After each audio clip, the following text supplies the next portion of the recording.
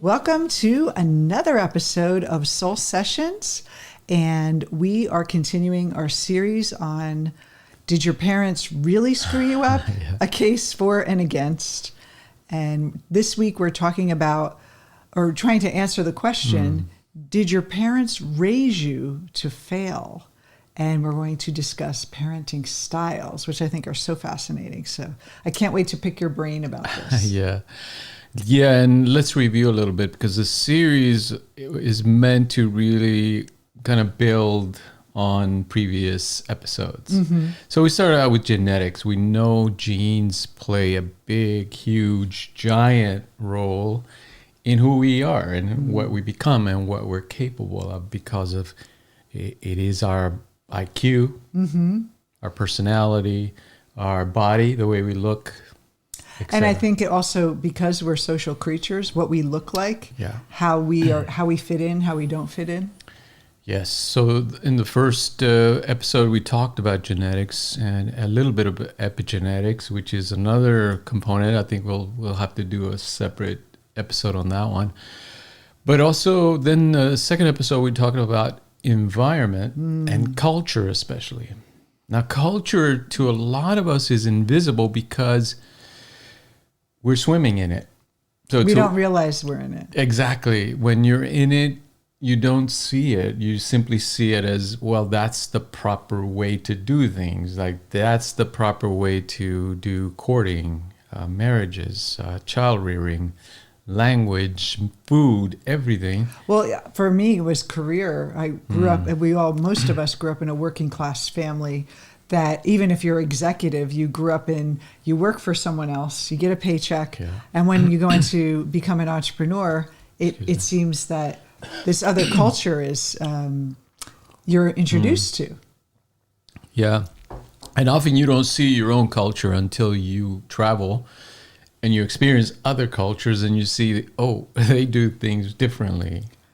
Yeah, like when I was saying about entrepreneurship, I moved to Colorado, and all my new friends were entrepreneurs, and all my other friends back in New Jersey were workers. So it was like, wow, they can make their own hours, and so I think always good to explore other environments and expand our mind. But, absolutely. But a lot of that conditioning happens when we're really young, and it's implied. It's not even something we decide. It's something that we just are surrounded with, and we don't even question. Yeah, there's a term in multicultural psychology they call cultural encapsulation, where you're encapsulated in your own culture to where you can't see outside of that. So anything that's outside of that doesn't make sense to you, therefore it doesn't register as that's important. Anyway, so those were the first two episodes. Now we're talking about more granular approach to what went on in the family. Really, specifically the interaction between child and parent. Yes, because we know, especially early on, and those early years, I mean, I did a lot of developmental psychology early on in my training, and the movement was always towards younger and younger. So when I started, it was like, okay. Teenagers or? No, it was like 6-7 years of age was thought to be really a crucial point, a turning point where, after that, it was like a mark where after that, things got easier in a sense, or it wasn't as important, it wasn't as critical. But the movement was always moving it forward to younger and younger years because we were understanding, those early years are really important. The brain is designed to absorb every little detail of information. So how early are we talking, Rob? From birth. It got to the point where from the day you're born, and even maybe before, right? And the prenatal time. But from the time you're born, you're able to lock into people's faces and read their emotions. I love those experiments they do with babies where the mother is looking at the baby, and if she doesn't smile and look at a straight, like with no emotion at all, the baby freaks out. Like they're so in tune, and they recognize people, and not even recognize, but even if a baby's sleeping, they can sense it's the mother or someone else holding them. Incredibly powerful imprints that we receive early on just from being around people. How about that one video where the mother is singing the Rod Stewart song, "The Ones You Love Hurt," and like I Want to Leave You, like it was a sad song, and the mother was singing it and with the emotion, and the baby would cry like, no, like how do you let go of the one you love so much? And so it's they don't understand verbal language yet, but they understand the emotional language, and I think that is something to think about too. Is how do we what are our parents? What emotional language are they giving us as we're without words, without saying anything? What are they? What messages are we getting? Yeah. So let's use the parenting styles that they use in psychology just as a takeoff point, because nobody really fits these styles to a T. Yeah, there's like a combo, right? Yeah, there's general combinations. And then parents go through different phases where they might use different styles. Like a young parent may do one style, and then when they get older, they become more lax with their children because they have 10 and they're not so giving that attention to that first child. So authoritative? Yeah, the first one is authoritative. So the parent definitely sets boundaries for the child. The parent is the authority. They have the respect of the child. They demand respect. They demand things from the child, of course, but they're also caring and nurturing. In other words, they're not just about strict discipline. But I'm the boss, and I know better because I'm older, and I'm going to guide, like more guidance. Yes, and when I used to work with families, that was a lot of the mistakes that parents would make was right there. They thought, if I'm easygoing, if I allow the child to do as they please, I'll be a better parent. The child will be a better child, but that's not what happens. The child craves discipline, structure, boundaries. And I never heard it when we first met, you were working with kids. And when you said that, I thought that was interesting because my father was super strict. So I thought, well, wouldn't it be nice to be flexible? But you're saying that the children feel safer with the boundaries than if everything's open because they're not old enough or mature enough is that why? They're not old enough or mature enough to create their own like decisions or boundaries? Yeah, it's almost like letting the kid drive. They would be at first, they would be, great, I'm going to drive, right? I'll drive the car. But they realize very quickly they don't know what they're doing, right? And so if you're giving them that ability to drive the car, meaning to be in charge of the household, they start to feel insecure and a little bit crazy, a little out of control. Is it the inexperience, though, that they don't have the experience to make the right decisions yet? Yeah. So they the wisdom, like it's almost like the parent in the authoritative has wisdom, and then the child trusts that wisdom. Yes. And they will test the boundaries, and that's natural. But if you hold. So there's this other one that sounds similar. Yes, and this is the authoritarian. So it's different. Very different, although they sound similar. Authoritarian means it's all about discipline, but the care and kind of comfort element is not there. It's like a drill sergeant kind of thing? Very much so, yeah. And so a lot of military parents, this is how it is, or even parents that didn't grow up with emotional, like nurturing, they kind of, it's like, I demand respect. This is, I'll give you something to cry about, no emotion, no nurturing. And in a way they think, well, if I'm give that, like almost like boundaries to an extent, like a real rigid type of parenting. Very much so. Kids or adults I've seen that grow up in that kind of household, they often have problems with authority, of course, with cops, with teachers. Or they marry cops or teachers or people that, like I've seen that with my clients. They have like an issue with a authoritarian parent, but then they end up being attracted to the same type. It's just not because they choose it unconsciously. There's like almost like it matches their chemistry. Yeah, we'll talk about how we respond to these things as we go along. So the other one is neglectful. So is that like a parent who abandons the child? Well, like not necessarily abandons, but maybe they're simply not emotionally available. They're not responsive to sit the them child. in front of a TV, working, kind of like someone who's like really busy with their career. And absolutely. Or what about divorced parents where the father is off traveling and he doesn't intend to be neglectful, but he's absent? There was a great big study done a few years back on that kind of followed kids of divorce throughout their lives. And the findings were stunning. I mean, just incredible kind of residue that follows you the rest of your life, unless you do inner work, of course. And all of these really rely on default. Yeah, we'll get to that point too. The other one is the permissive parenting style, which is do whatever you want. Make up your own rules. Maybe the parent is loving and caring, but there's no rules, no boundaries. Could it be like you see young parents saying, Jimmy, would you like to, what if you put your toys away and go to bed? And Jimmy's like, I don't want to. And the parent's like, okay.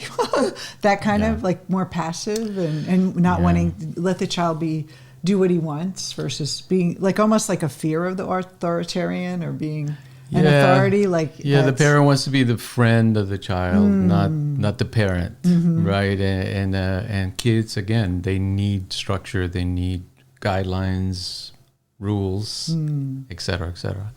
And so these kids often end up being very insecure adults because they're anxious. They don't know where the boundaries are. There was no guidance or wisdom, and then sometimes they're the people that feel like they don't respect any authority at all. A lot of times.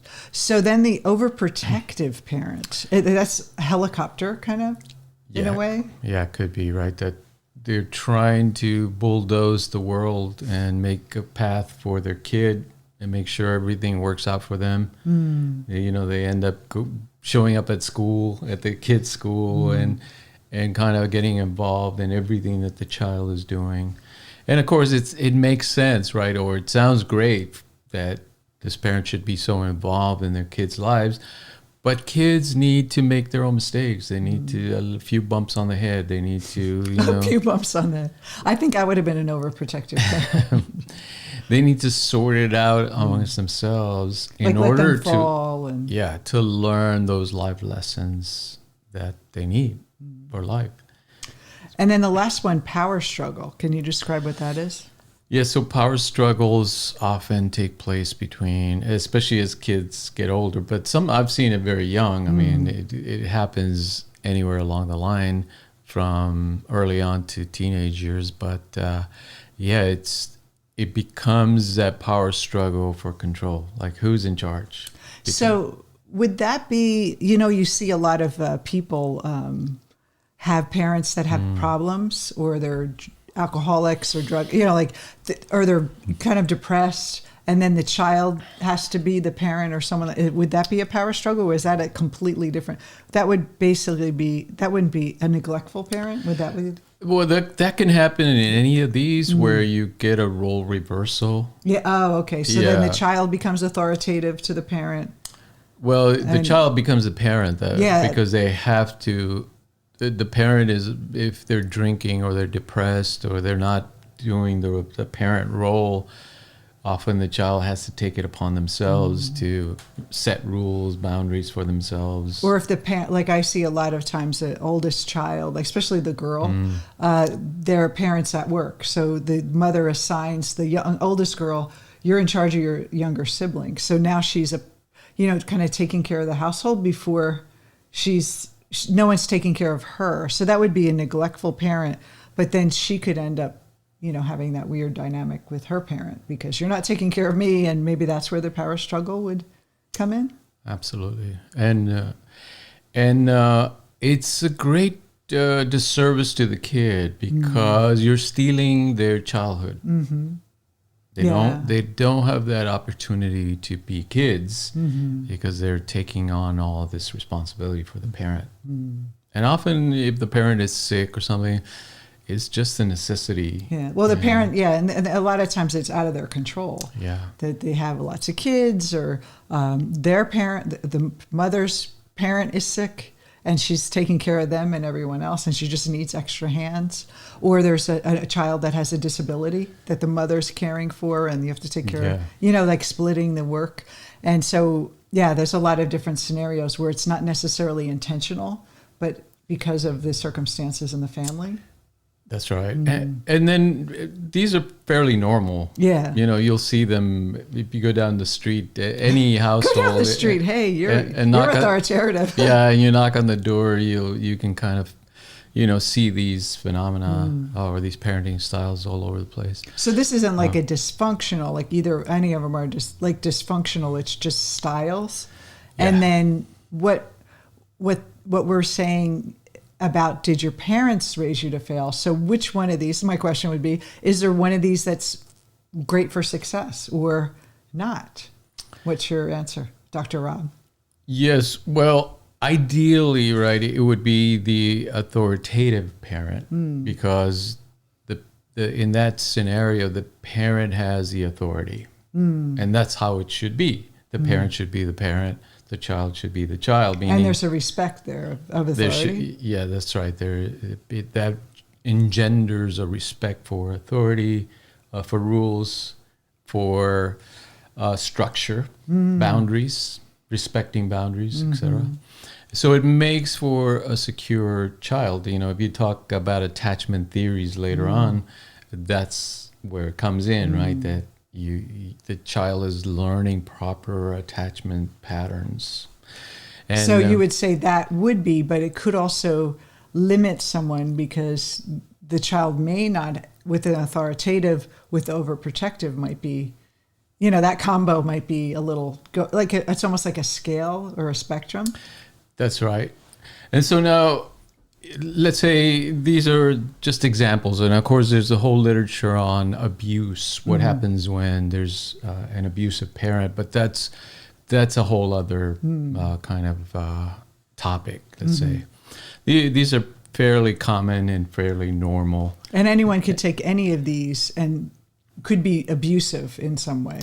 Exactly. Like an extreme of authoritarianism and or neglect, and neglect, or permissive, just do what you want, I don't care, and or overprotective can be abusive as well. Sure. And then so what we're saying is these aren't necessarily right or wrong. It's just the style. Yeah, that's right. A lot of it is from culture as well. Oh yeah, it's handed down from the culture. You did in your dissertation. You talked a lot about multicultural disciplines and parenting, and what you realized is that a lot of things that seem normal for some of the psychologists that were a certain race were not typical for another race. Yes, talk about cultural encapsulation. Well, this is just one example. So in some cultures, the kids sleep with the parents in the parents' bed.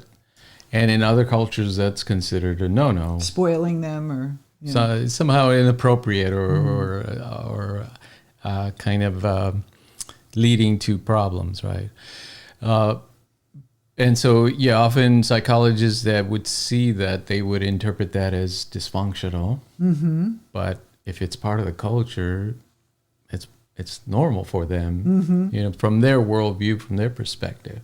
What about, even I know when I grew up in New York, I know those of you in Jersey, Queens, Manhattan, Brooklyn, you see these families that the son or the daughter is still living with the parents, especially the sons a lot of times, or they move across the street and they kind of all live together. There's like the culture is very family. Oh, yeah. And then That there's too. other cultures where it's like, I can't wait to go and I need to go move to California and get out of here. So there's that kind of entanglement with the parents at older Yeah. age. And spanking as a discipline also comes in. And then here we just mean normal spanking as a discipline, not abuse. Yeah. It's part of some cultures, and other cultures, no, it's not part of that culture. The other cultures, it's like, Jimmy, would you like to put your toys away again? That asking permission versus the thought. So we can take both extremes, you're saying. Yes. So then, as if this wasn't complex enough, we understand because of the genetics that every child is going to interpret the parent style in their own unique way. So some children will respond really well to any of these and say, yeah, that's great. I'll manage it. I'll handle it. I can deal with this. And then another kid will have a problem with it. Well, like overprotective, for example, they could be, I feel so safe. My mom is always there for me. She's always looking out for me. And my dad's going to, beat up the bully. He's going to stand for me or, help me make decisions about where I go to college and that overprotectiveness. Or the child that's permissive, be like, they give me so much freedom and they let me be who I am and all those things. So, it's interesting. But also, I want to mention is that how does the parent decide this style? So it could be part genetic, but also, isn't it they learn their style from how they were reared? Either or the opposite. Or the opposite. Like, If you had an authoritarian parent, you may say, I'm going to be just so permissive because I didn't like that growing up. That's right. Yeah, so you get all kinds of combinations. And then, of course, you have two parents often, hopefully. Oh, yeah. Or at least for a while. Zinger.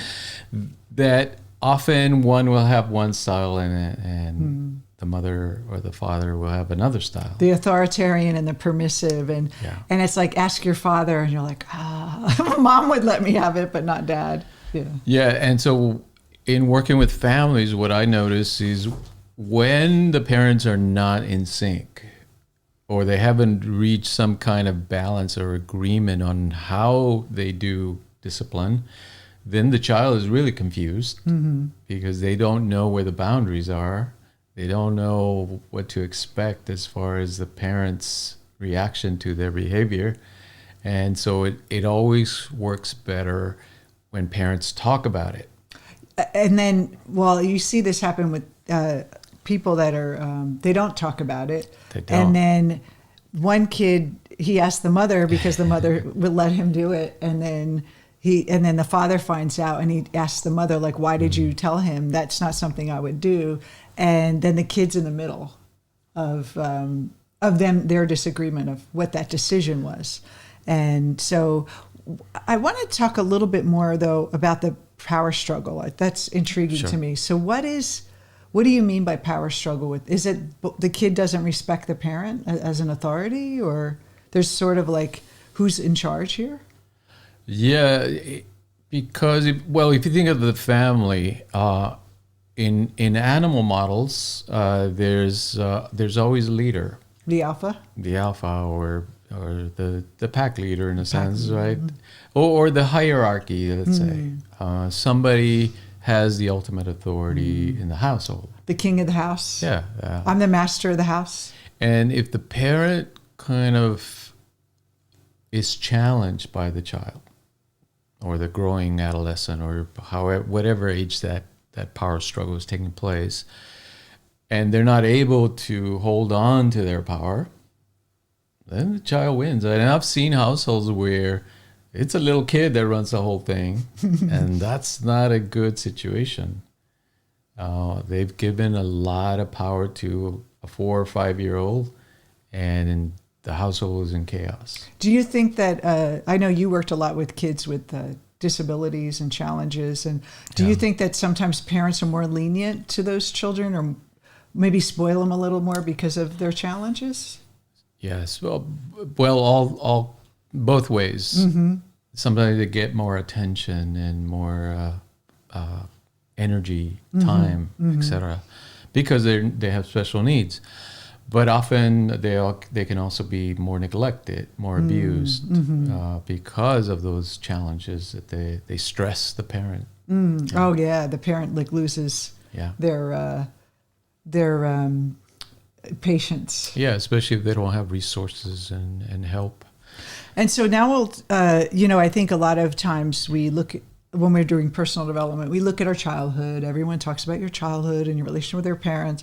And I think a lot of times people try to relitigate their childhood. Yeah. They're constantly trying to like wrong the parent, and because you were the authoritarian or because you were so neglectful or this and that, now I'm burdened with this issue. And we want to really talk about or have a discussion about how we can take back our control. Because if you just blame your parents that they put you in this early life situation and I'm the way I am, you can live that way the rest of your life and you're basically stuck in your pattern. Very because much so. You're thinking it's hard baked, it's set in stone and you can't really change it. Yeah, and I mean that's part of Jung's work is this idea that really what we build in our family system is a persona, and a persona simply means a role, like an actor playing a role. It works really well for us because it gives us something to do, a way to identify ourselves, to distinguish ourselves from others, and give us direction in life, right? This is the role that I'm playing. I'm the studious one, therefore I'm going to go to college. Yeah, the other one's the creative one. She's gonna start a band. Those kind of activities are often kind of built into that persona, the roles that we play. But he's saying that's not who you really are.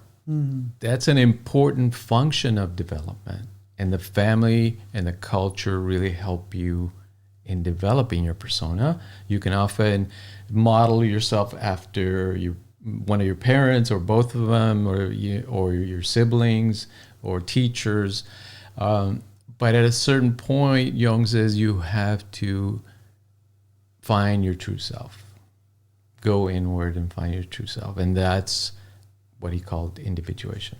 And so before we do that, we have to understand, I want to back up just a minute, about how we choose to respond as children. Yes. Like I said, the parent is one half. They are a certain style, and then how this child responds to it. And you said it's like an instinctual choice that the ego makes of, it's not even conscious to the child, but there's something instinctual about, to survive and feel secure, I need to, this is how I should be. So if the authoritarian parent is very strict and maybe loud and angry, maybe, you know what, maybe I'll just play by the rules because that's what is going to keep me safe. And so we almost like get conditioned to, we do get conditioned to be submissive, or to be submissive to authority, maybe.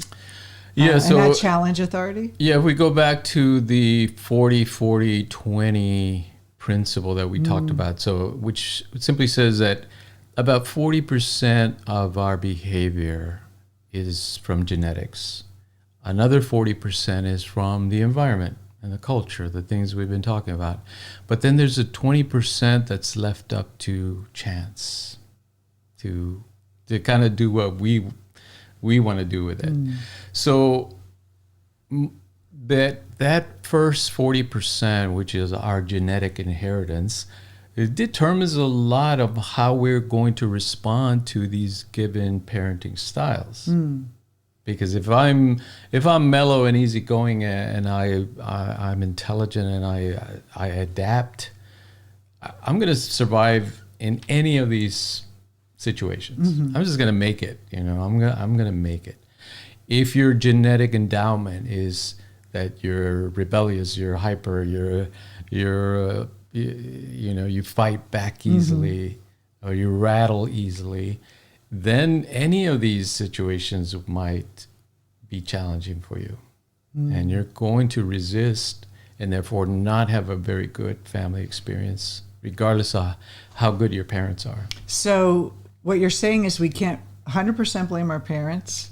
We can't 100% blame our genes, and we can't blame ourselves, because most of this is the parents are acting out of conditioning, the genetics are acting out of their own what survival triggers, and then we are, as an ego, a little ego, finding a way to survive. So we have this unconscious shaping of our personality. Yeah. And then what Jung says is it works for us to function in the world. Maybe we have a relationship. Maybe we go to school and we're successful. We get a job. We start to maybe make an impact on the community and all those things. But then at midlife, we're in that same style we grew up in, and with the same reactions to different authority figures in our life. Think about all the people that we interact with, our boss. Then we project that, like we may want, if we have an authoritative parent, we may by default always seem to have an authoritarian boss, or a boss that's neglectful, and then we don't know what to do with it. And so all those conflicts, or that the conditioning that we have, it carries out to other relationships in our life.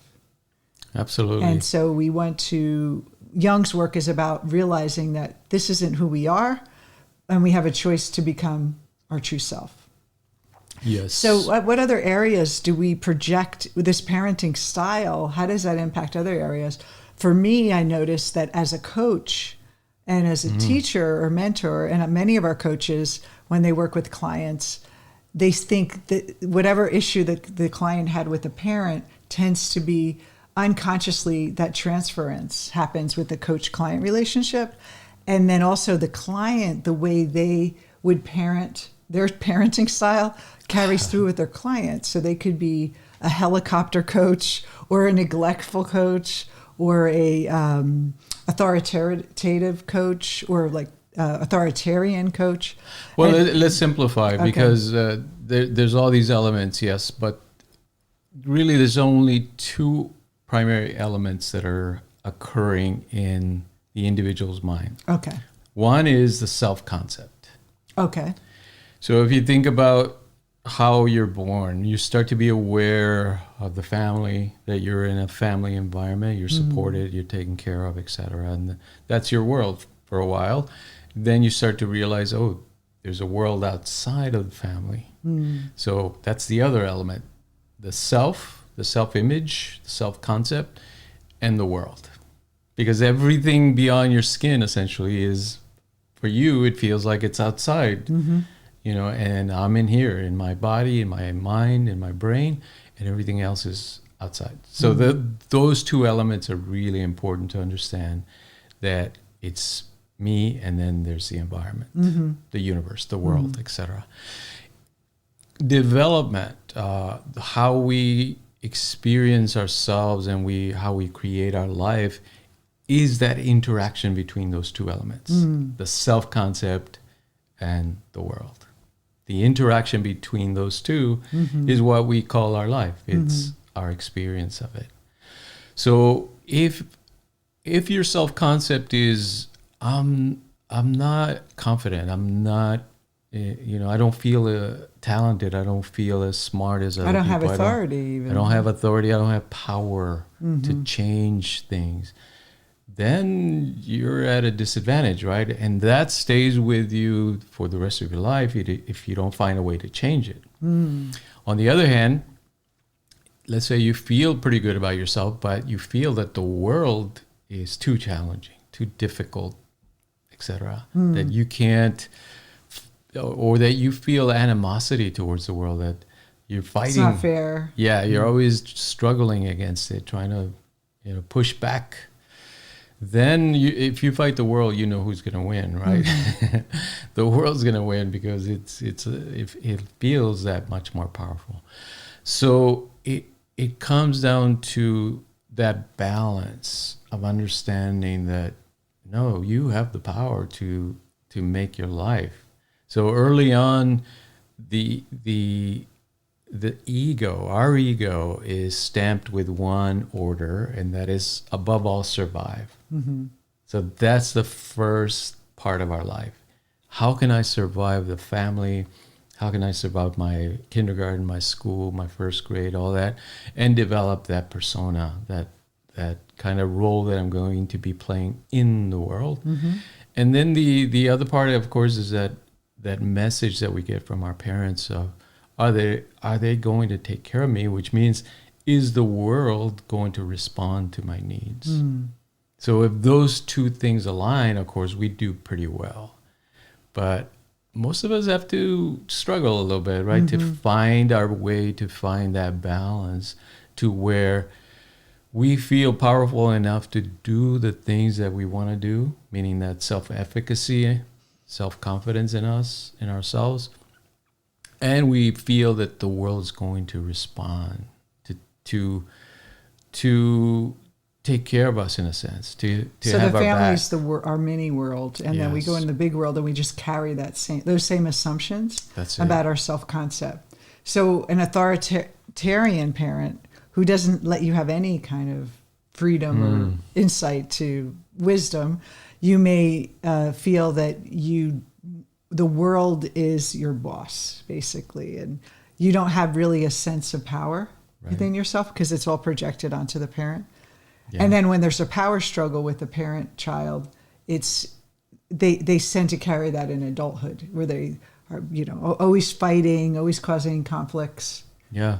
So the bottom line is this: whatever experiences you had early on about yourself and the self-concept, self-concept and the world, whatever it is, even if it was good, you want to do your inner work to understand that doesn't define you. That those early experiences do not define you. It's not the end of the story. If it was the end of the story, we'd be in trouble, because often those experiences leave a deep imprint on our psyche, and we go on through the rest of our lives carrying that. And it becomes the lens through which we see the world and ourselves, of course, for the rest of our lives.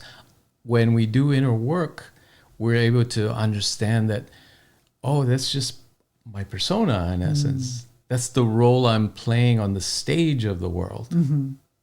But it's not who I really am. And so if the same thing keeps happening, the same type of relationships keep happening, same type of conflicts keep happening, you have to say, well, I'm the common denominator here. And when we were talking about this episode, we did mention, you and I talked about this, that there's certain parenting styles where there's a withholding of love if you misbehave. And I think a lot of people, especially when I was working with single people, they would think, this person didn't call me, or they pulled away, and they felt that same pull to the parent, like pulling away, and that pain of, I did something wrong. And then the dating tips people will tell you, well, you shouldn't have talked about marriage on the first date, or you should have wore, something sexier, or you shouldn't let him talk about himself, or everything is about blaming yourself and that you didn't perform or behave the right way, and then you're not going to get the reward. And we have that punishment reward system with the world. So a lot of people will grow up in a corporate environment where they have to work, and they never ask for help because they feel like early on the parents said, do it yourself, figure it out, and they never had that nurturing. So all those like early life experiences and that dynamic between your self-concept and the world now starts playing out with everyone. And so you have to see this like house of mirrors. And I think the first step is when you say, why does this keep happening to me? It's a pattern. If you feel this repeating same old thing, it's like time to wake up. It's a wake up call. But most people, like, I didn't notice I had patterns until I was there. I was like, wow, I'm starting to notice a pattern here that I only like men that are unavailable. Like, oh, that's different, right? Like you don't even notice it because it's unconscious. Yeah, so unconscious. It's that program that you received early on from genetics and environment, it runs below the radar. You can't see it. You think, well, I'm acting, and the ego creates the illusion that we're making conscious choices. that we're choosing to do these things, when in reality, it's that 40 and 40%, which is 80% of your behavior is being shaped by genetics and by early environmental experiences. The 20% is a chance of, chance experiences that just happened to you. But most of it is already predetermined. So in essence, you're not free when you're acting from your normal kind of everyday life. Yeah, or the pattern, yeah, exactly. So to answer the question, I have an idea. Did your parents raise you to fail? Yes and no.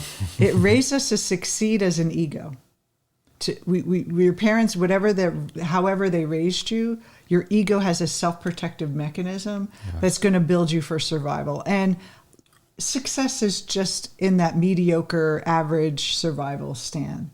But most of us, our parents didn't raise us to be extraordinary. Most of them raised us to survive. So not fail. I don't know if fail is the right word, but basically not live out our dreams that we can imagine in our minds. There's extraordinary outside of the box living and creative living and fulfillment that we all crave as human beings. So they helped us, put us in our nice fixed mindset, but there's always more. So it's not wrong. It's just not enough. Yeah. Here's another way to think about it. That biologically, our families really help us survive, right? Because they feed us and clothe us and take care of us, keep us warm, and make sure we survive physically. So that's the first part. The second part is the social survival, which they support that too, right? They send us to school and support us while we're going to school, meaning we're learning how to socialize, even with families and, play dates and things like that. That's right. But the third one, we're on our own, which is the spiritual or psycho-spiritual awareness. That is not taught to you. You have to find it yourself. It cannot be just handed to you. Now, religion can be handed to you, but that's more part of culture, meaning part of that second social element. The third one is that, finding yourself, like people say. I got to go off. The midlife crisis. Yeah. And it's not even midlife. It starts very early on. Yeah. I mean, you have to start asking those questions. In junior high, I think that's when we start. Like we're leaving the being a little kids, and we're developing and going through puberty. It's a shift that happens. And they even say that we have a growth spurt in our brain. Are you saying that shift happens? Shift happens. Yeah. But most of it is unconscious. We just we take that foundation and then we find a way to survive. Our ego finds a persona to survive as a high school person. Yeah. So. Yeah, it's those deep philosophical questions, the existential questions of who am I? What am I going to do about love? Am I going to be alone or find a partner? What am I going to do about God? My spirituality? What do I believe in? Is it the Big Bang, or is it creation, or some other mystical experience? So all those questions, that's what makes life really meaningful for human beings. And if you never bother to really examine those questions, then you're only living in that second layer of life. The social survival, which most people are in social survival. Yeah, I mean, there's nothing wrong with it. We need those. We need to survive physically and socially. But it's not the complete human being. That's what Jung is saying. It's simply that's not that totality of your true self. So we have to individuate. We have to take responsibility. We could look at our childhood. We could get informed by why we are this certain way, or understand that. But we don't want to look at it as to relitigate our past and blame and all those things, because. For the most part, everyone's trying to do their best and with what they have. And some parents have limited, patience and genetic limitations and cultural limitations. and we all wish our parents could be perfect, but they're not. But they're there. If we're alive today, they did something right. And so I think I wasted so much time in my younger years doing personal development, working on my stuff of family and early life, that I was putting off living. And so we want to empower you to take responsibility, not to let, even if terrible things happen, not to let them, push them aside and not ignore them and get informed by them, but know that there's that 20% you're not defined by them. And in individuation, this is all just ego development, what we're talking about. But individuation is transcending the ego. And that's really where the freedom happens. It's not about rearranging the furniture and making the ego better, shining up the persona. We want to really step into something really magnificent in our life. Well said. All right.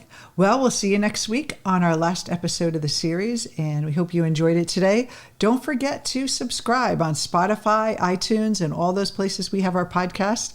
And if you're on YouTube, please click the subscribe button. We'd love to have you notified every time we go live for our podcast. So take care, everyone. Have a great day. Thanks for watching. Bye-bye.